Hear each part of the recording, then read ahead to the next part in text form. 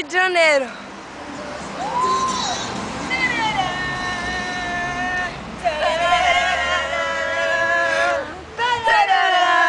Como é que é a noite em Copacabana? Vou te contar que os olhos não conseguem ver. Não, como é que é a noite em Copacabana? Sábado em Copacabana. Não. Como é que é a noite em Copacabana? Semana em Copacabana. Quê? Uma semana. Copacabana. Uma semana?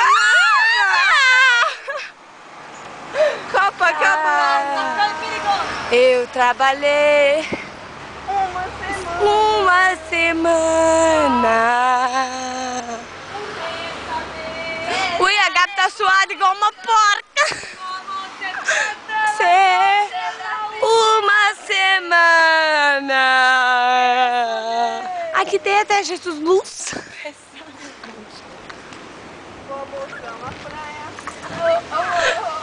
Passou de raspão. Vocês viram? Vocês viram que passou de raspão? Abre o carro, boa. Abre o carro. Com o quê? Eu tenho chaves. Ô, cara. Tô filmando. Abre a sua bosta. Sou uma filmadora. Isso vai dar tanto que rir. Cadê a chave do carro, bicho? Teu cabelo tá igual. O teu também? Mas o que importa é que o meu não tá filmando. Só o da sua, olha. Ô, nega, cadê a chave do carro? Olha o da Gabi. Gabi, abre a Eu chave. tô lá, fez prancha duas.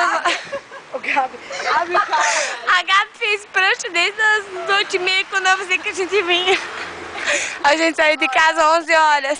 Se tu não parar de queimar, eu vou falar de tip-top. Tip-top. Que a Geisa fez pra ti. Que tu chorou. Tip-top. Vai ser um trauma.